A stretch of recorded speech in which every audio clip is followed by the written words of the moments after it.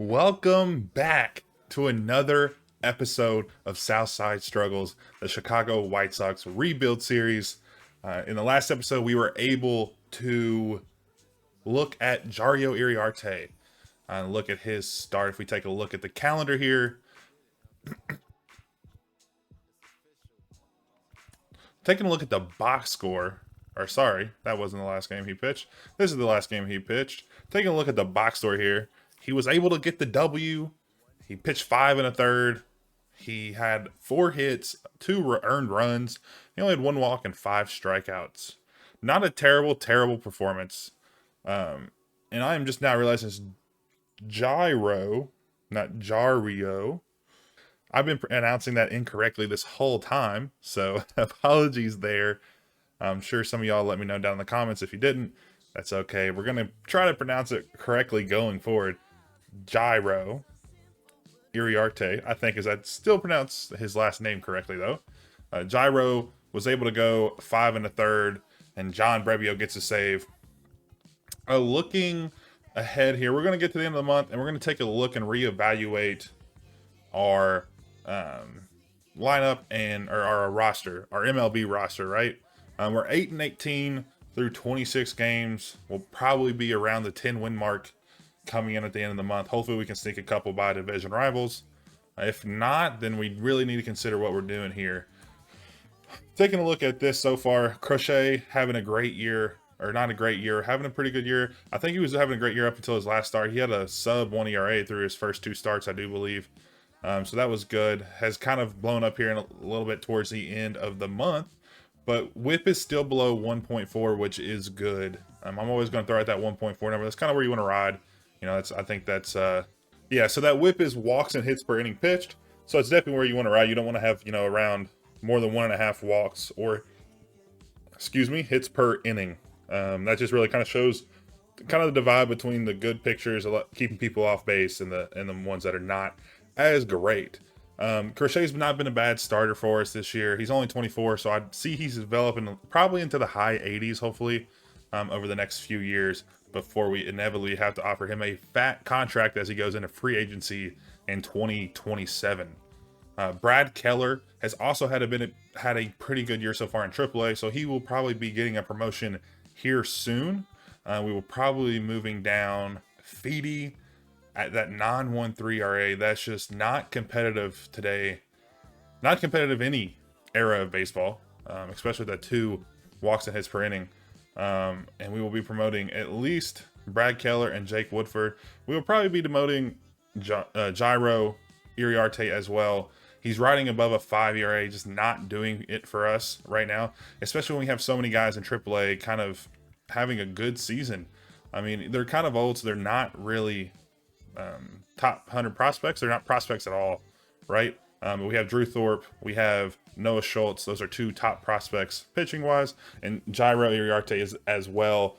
But I'm not sure what the cutoff is on the game. I think 100 innings in the MLB is kind of where they cut you off the top prospect list. I'm not sure if that is the same here in MLB The Show. But if it's not, then he'll probably drop down and still be a top prospect, because I do believe he is on our top prospect list for our team at least. Maybe not the top 100. He's number 6 on our list. I don't think he's squeezed into the top 100 list here. But we'll take a look anyways as we scroll to the bottom. He is number 99. He's made the MLB, but we'll probably be looking to move him down. And we'll wait till the end of the month. Maybe he surprises us and has another solid performance. We might stick with him here. So going ahead, we're going to simulate to the end of the month. I'm going to auto fix those lineups as we get into a situation here. 0 outs, bottom of the 9th. Pete Fairbanks looking to get the save here for the Tampa Bay Rays. If you look at our stats right there, we're hovering around 25th. Pretty much everything except for runs allowed. We're 17th on runs allowed. So that's interesting to see. We maybe just not have played as many innings as some other teams. That could be why our ERA is still 25th. As we take a strike there, Fairbanks can run it up near 100. He looks like he can get to 101, so that was a slower fastball for him. So hopefully we can time up those pitches, and that is not going to do it. Swinging very, very early at that circle change. Fooled us there. with that circle change fastball combo as he brings a fastball back, and we are not able to do anything with it. And it is unfortunate to see as Robert will have to retreat to first. Able to get it to that 101 mark. That is not what you want to see. On Legend difficulty, the fastball runs really, really fast. And the circle change, slowing that down by 15 miles an hour is not great. And that is not Robert on first base. The 75 mile per hour or 75 speed fooled me because Robert has 75 speed as well. As we take a ball that was clearly in the zone, the umpire is obviously not seeing well today, but we will not argue that one. As we're down a run here, trying to claw our ways back as they get blown by, just overpowered by that 100-mile-per-hour fastball as Maldonado takes the batter's box.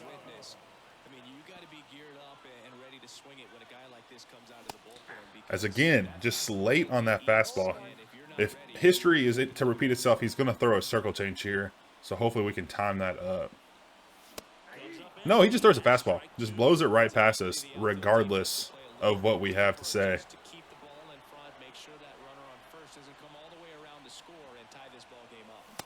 As we swing under the fastball, I do believe that was good timing. It felt like it was good, but we were just not able to get that barrel head through the zone.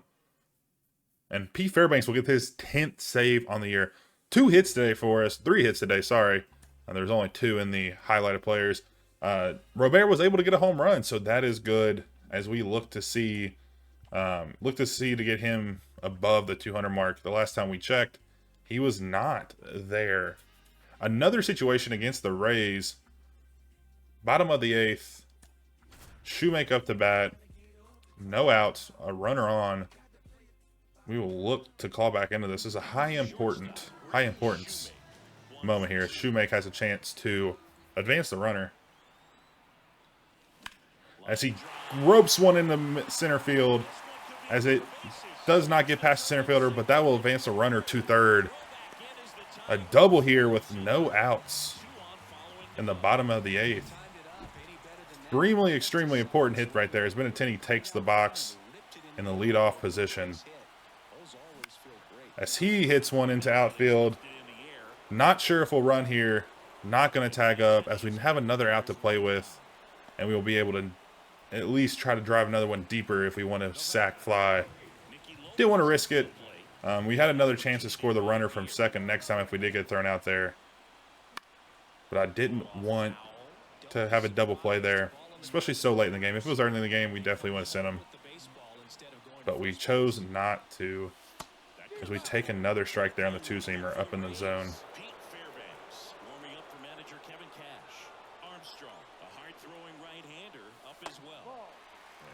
That ball, that sweeping curve was crazy. As we swing and a miss here, should have sent the runner from third last out, but I was hoping we would be able to put the ball in play as they intentionally walk Eloy Jimenez. Who do they try to get to here? Andrew Vaughn. Vaughny, you got to come through here. They wanted you. Bases loaded. Top of the 8th, or bottom of the 8th, rather. As we have a slow fastball. He doesn't pitch incredibly fast. So we're just not capitalizing on what he has to offer here. But that break is horrendous for us as they're able to get the out at first. No runs come across as we load the bases on that intentional walk. Just unfortunate for us. Not able to score there as Pete Fairbanks is in to get another save. I think in back-to-back days as Dominique Fletcher takes the box here. Coming from 89 to 100 fastballs between the last 2 pitchers we've seen is not what you want to see. Another one in on the hands as he pops it up in the infield. 99 on the gun. And they will have out number 2 here in the bottom of the 9th. Stassi needs to get a hit here. Hopefully he can deliver. As Stassi gets one He hung it, and that will be a walk-off homer. And the fans go crazy as the dugout is disappointed. 109 off the bat, 400 rope to left field as the team comes out to celebrate. Stassi rounds the bases, the two-handed high five, the fist bump, the helmet toss. The hometown fans are extremely, extremely excited as the White Sox walk off the Rays. Love to see it out of Stassi as he took one on the inside next to the hands deep, and just the crack of the bat, you knew it was gone. And he will be the player of the game, it looks like. He'll be getting that post-game interview, and you love to see it as we were able to sneak one away. Fairbanks got the save yesterday, but he is not able to get the save today. And he'll have his first loss of the season, as the series is tied 1-1.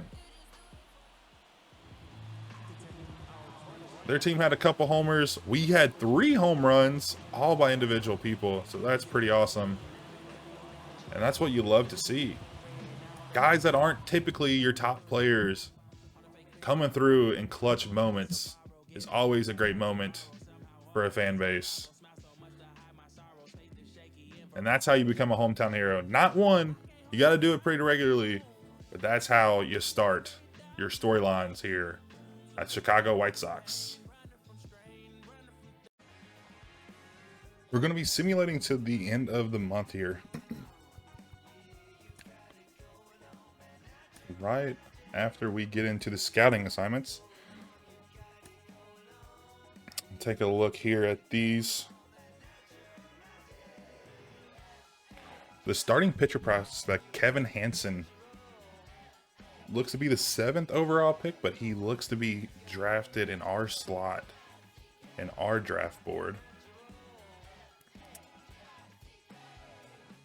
In terms of pitching, it looks like he's good, especially for a starter. He has good stamina, good walks per 9, homers, pitch control, pitch velocity, all pretty good, pretty competitive. Looking at his pitches, again, a 3-pitch mix. We've noted that before. He's able to top out at 99 on that fastball, and that's really good to see. But I'd love to see more there in terms of pitch mix. And then Rich Keith,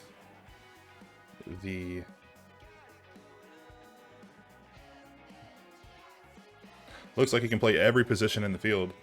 So that is another bonus for us. If we choose to draft him, it looked like he fell to the number 1 overall pick in the draft on our board, even though he's number 3 on the MLB's board. Doesn't look to be too domineering at the plate. Above average, average to above average contact, below average to average power, vision and discipline look to be good. He does have a lot of speed on the base pass, so that could be useful for us, especially in the infield, at a middle infield position. And he can play anywhere, so if he falls to the 5th pick, we might have to draft him. I'm going to go ahead and switch these guys out. No use to scout 69% on these guys. I'll probably try to touch base with them a little bit with our generic scout, Edward Gorel. Heck of a last name. So we've scouted 6 or 4 players so far. Nothing super catching, like nothing's really catching my eye. So that is extremely unfortunate, especially when we need to develop some players. We're going to go with Daryl Steen this week. And then we'll be changing Rich Keith to another fielder. Probably going to go with Rex McGee just to see what he is looking like. And then we're going to take a look at who we scouted so far.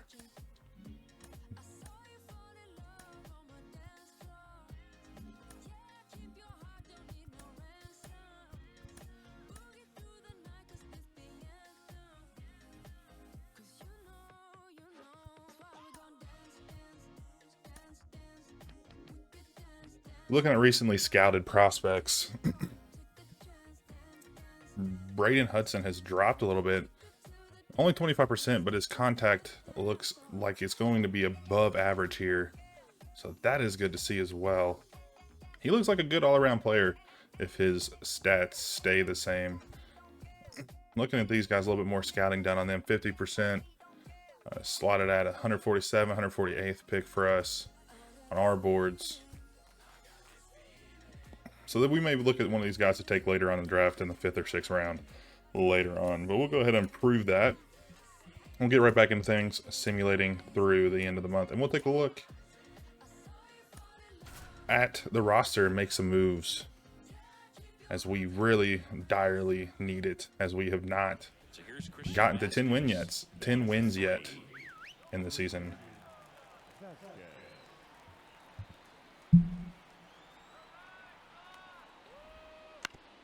As we get a ground ball double play. He's able to make it himself. He steps on second and throws it over to first for the double play as we get the save to end the game here. Couldn't ask for much more there, getting the double play. And that is not the save. We are still tied, as we're going to go on to finish this game.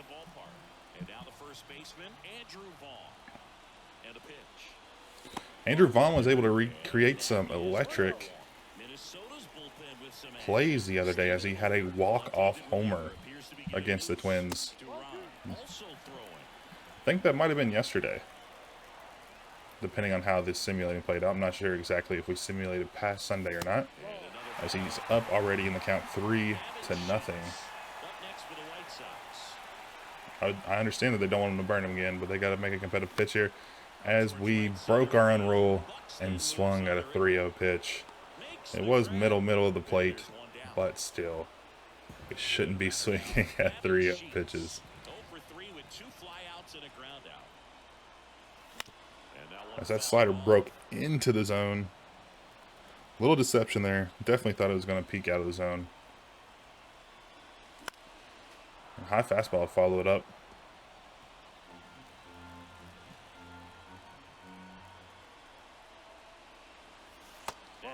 Able to lay off that one there.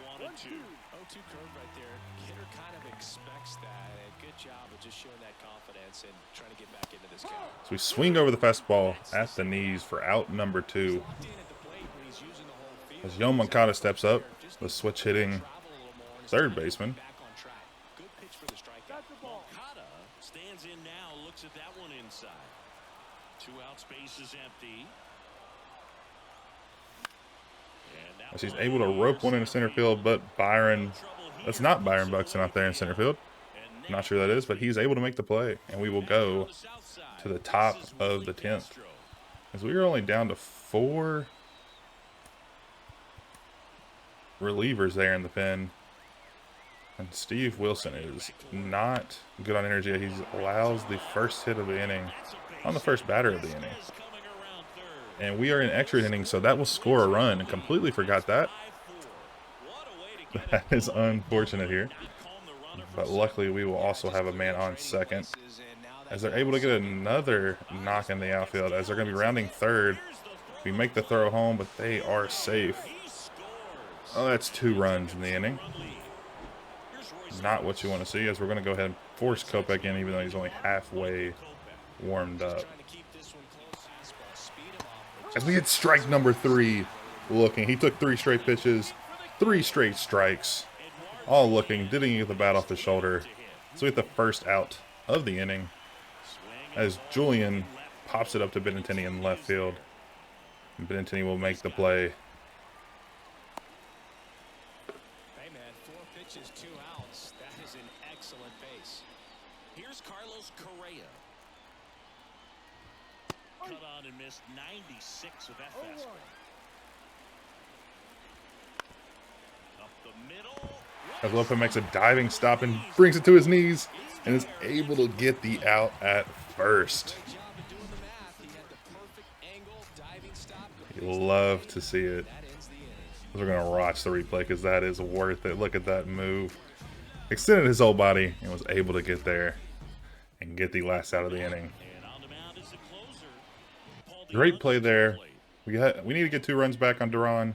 We have not had much success against him, this season, and we're gonna keep that trend going if we keep swinging like that.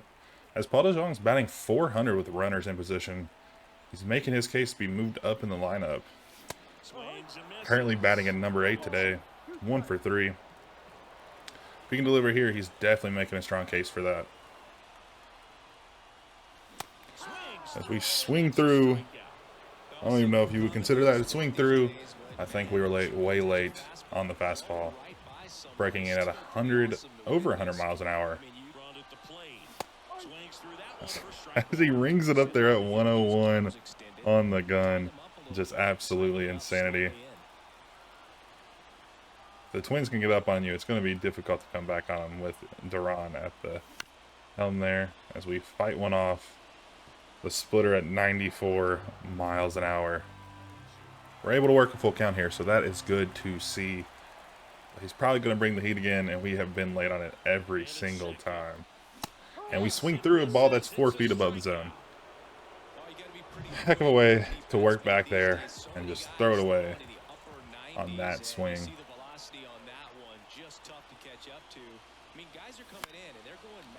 Was he get some wood there, and it's a good swing, good timing, just under it, and that will be the last out of the game as the Twins come back as they take a 2-run lead in the 10th off 2 back-to-back hits.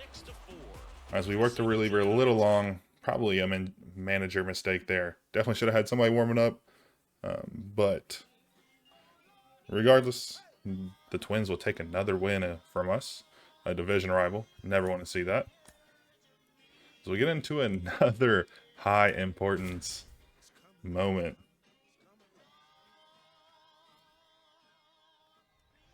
So 2 down. Now it's the second baseman, Kyle Farmer.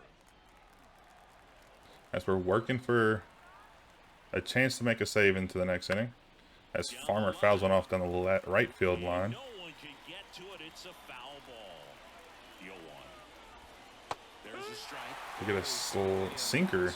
Called for a strike on the inner half of the zone. As he looks at strike 3 and makes a late swing attempt to make sure it's not a backwards K, but it will not be. And that will be out number 3. We're going to go ahead and finish this one as well.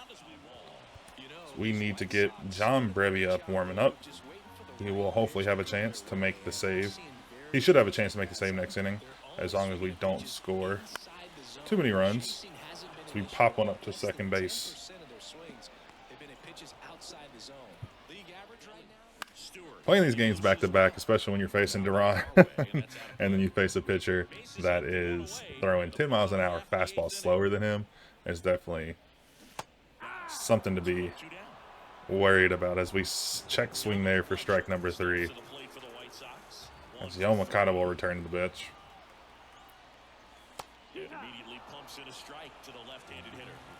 Only pitched 6 pitches so far and has gotten 2 outs. Not making the reliever work very hard for this one.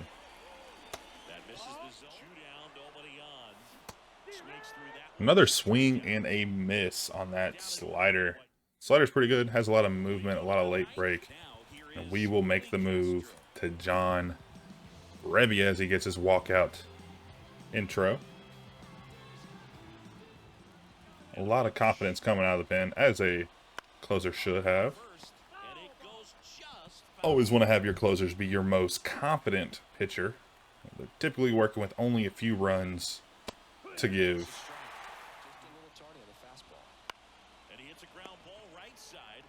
And that will be out number 1 here, a third of the way through. As we get a fly out to right field for the second out. 1 batter away here from a save. As Mokata ranges to his left and is able to make the play as Carlos Correa grounds out to end the game, and John Brebbia will get his 6th save of the season. As Crochet gets the win and the player of the game. 6 innings, 10 strikeouts, only 3 walks, and only 1 earned run. Extremely great performance by our ace, which you always love to see.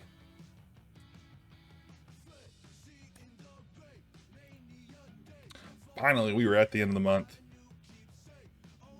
let's take a look at our roster and take a look at what we're going to do with the call-ups. Taking a look at Feedy here, he's 0 for 4 and 28 innings of work. Doesn't have a good strikeout to walk ratio and has 8.16 ERA.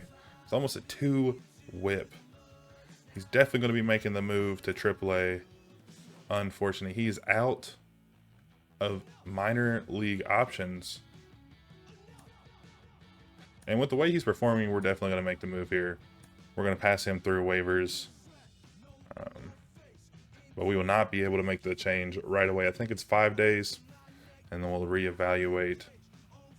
Our second move is going to be Jairo Iriarte. Again, I've been mispronouncing that not once, but twice. 2 different ways.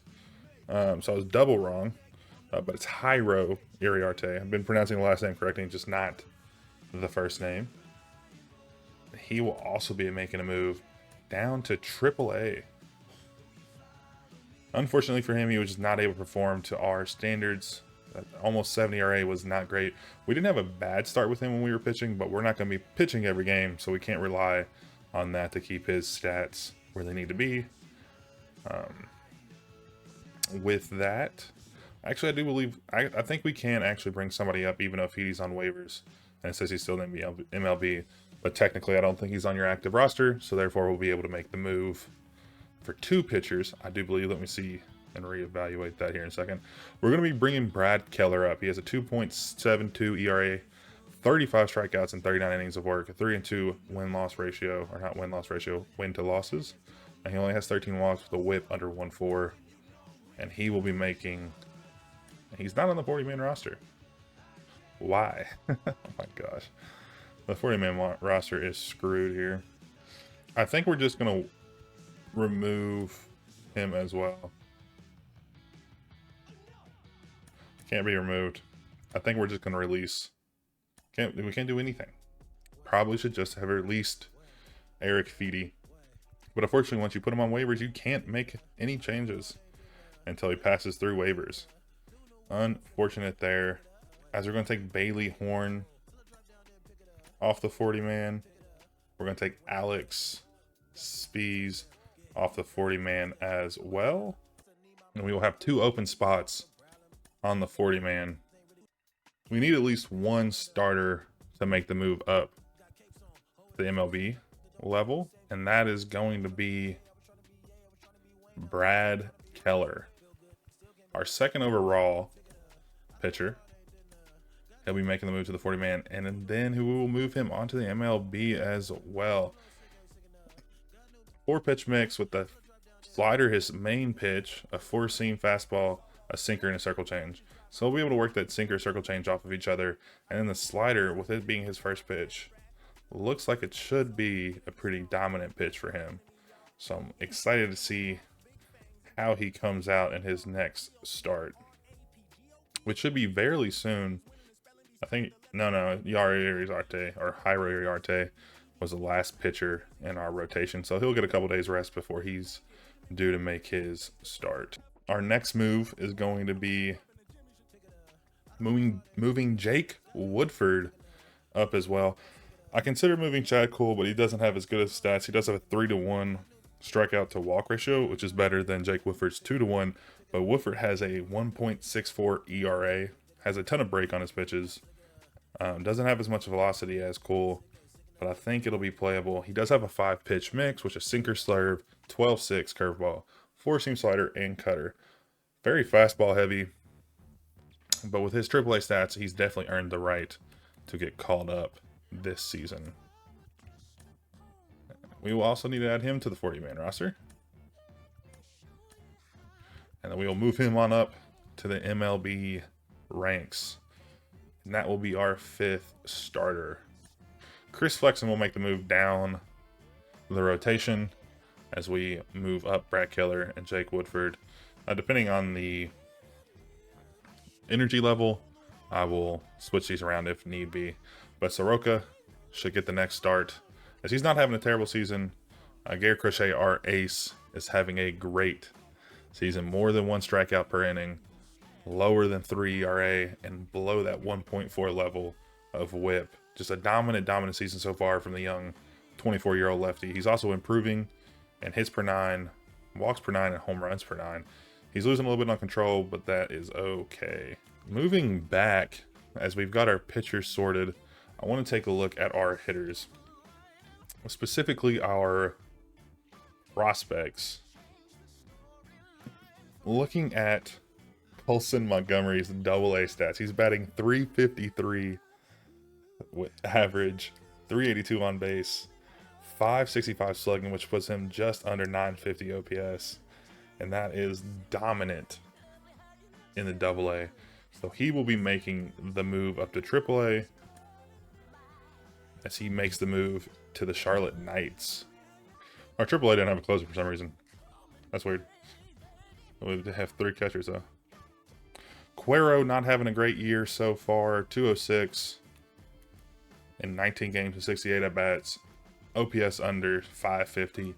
14 strikeouts to only 3 RBIs and 6 walks. Not looking too great, but he's only 21. Still has a few years to develop. There's an argument to be made he needs to move down to AA for another year or so. But we'll reevaluate at the end of next month. Give him another month of at-bats. Hopefully we can get above 100. I like making the decisions around 100 at-bats or 30-ish innings. It seems to be around the same amount of time. Our next player we'll be taking a look at is going to be Jacob Gonzalez, our second baseman prospect. 64 overall, 297 average, 3 homers and 91 at-bats, 7 RBIs and 4 steals. So he's not doing too bad in AAA. He will probably be stuck there for now, as we do have to finagle a little bit more of our 40-man roster. But for now, he'll be stuck in AAA for so far. We might wait until next year to bring him up when Nicky Lopez contract runs out, and he will be our everyday starter. Hopefully he can develop into, you know, low 70s, if not there, then high 60s towards the end of the year and into the offseason. That would be extremely beneficial for us moving forward.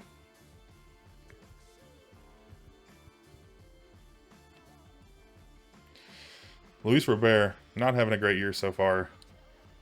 $169 on the average. Only 5 home runs, 9 RBIs. Just not really what you want to see. My concern is that it's where he is in the leadoff spot. Players typically perform better when they're in a spot that they prefer. He's fast enough to play in the leadoff spot, which I think he's went up to speed actually. I think he started the season out at 75. He's improving on his stats, so that's good to see. But just with his current performance, it's his worst performance so far in his career, given he only has 10% of the at-bats as he has his last year. So he still has time to turn it around, which he does have a 741 OPS, so not as bad as you would think with a 169 average. There was one more player I wanted to take a look at. Oh, our 2 starting prospect pictures. Drew Thorpe threw 30 innings, has a 2.37 ERA with a 1.12 whip, 34 strikeouts and 9 walks. Definitely has deserved the call up to AAA, but I'm not sure if we'll make the move just yet. Actually, considering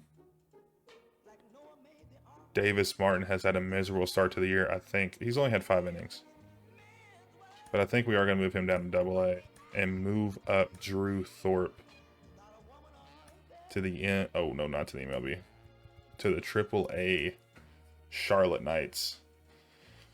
So 2 of our top prospects have made the promotion this week. One of our top ones has made a demotion to the minors. PD should be there soon enough.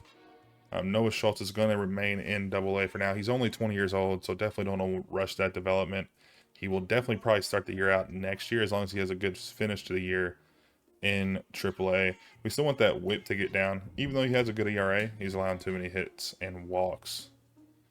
Strikeout ratio 2-to-1, not bad. Almost 1 per inning as well. So not bad all around. And I am still missing one player I wanted to take a look at. So let's take a look at the top prospects. Zavala.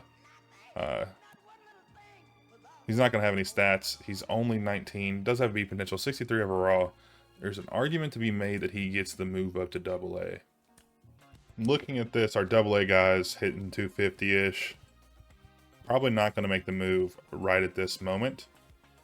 Again, we'll reassess next month. Hopefully he can develop another overall or two. And if that's the case, we definitely will move him up. He's only 19. I would love for him to be able to get into the low 70s by the time he's 22. If that's the case, he will be in the major leagues for sure. Probably playing in an off position, either left field or right field, as we have Luis Robert in center. So we don't want him to take an, or we might use him as a trade piece coming down the line. So we will consider there. Currently, throughout the month, we were at, or through the first full month of the season, we were at 10 wins and 21 losses. Not a great win percentage, as we are also 7.5 games out of the wild card. Not the worst team in the league, but we are close. Only a half a game up on the Angels, and a game up on the Rockies, as they are 8 and 21. Also want to take a look at the league leaders, as Cedric Mullins is leading an average. You have Josh Rojas as well, and Vladdy Jr. there. Adley Rutschman is injured. Doesn't show us how long, but he's injured currently, which is unfortunate for the Orioles. They look like they have a very good team so far, with a lot of guys up high in the average. It looks like the AL East is just leading the averages. The Jays, Orioles, and Red Sox. Looking at home runs, Aaron Judge has 12. Wyatt Langford, the rookie, has 11, slugging at a 640 clip. Average not too great, but he's still doing good when it comes to hitting homers. You have a couple guys with 10 behind him. Look in the other league, you have Mookie Betts, Dodgers leadoff spot. One of the best players in the league currently. Marcell Ozuna, he's also leading in real life, so that's pretty cool.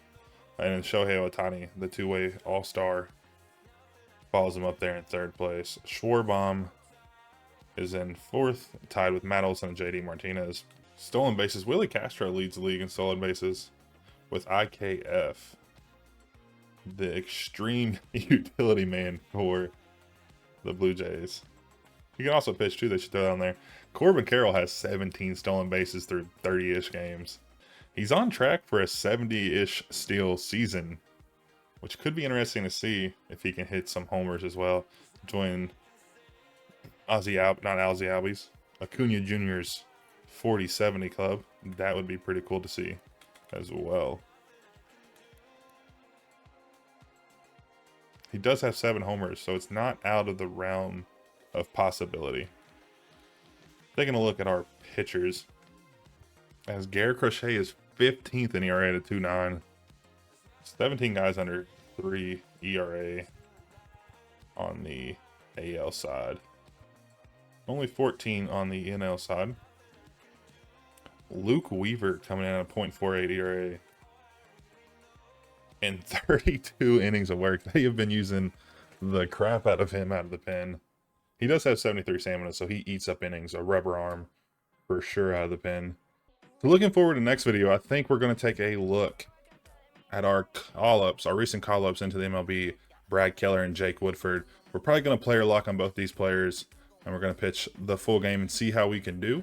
Hopefully they have a good outing for us. But that will be in the next video. And that will do it for us in this one, guys. If you wouldn't mind leaving a like and hitting that subscribe button, that would be huge for the channel. I appreciate you all tuning in. Be sure to check out the next episode, and I will see you all in the next one.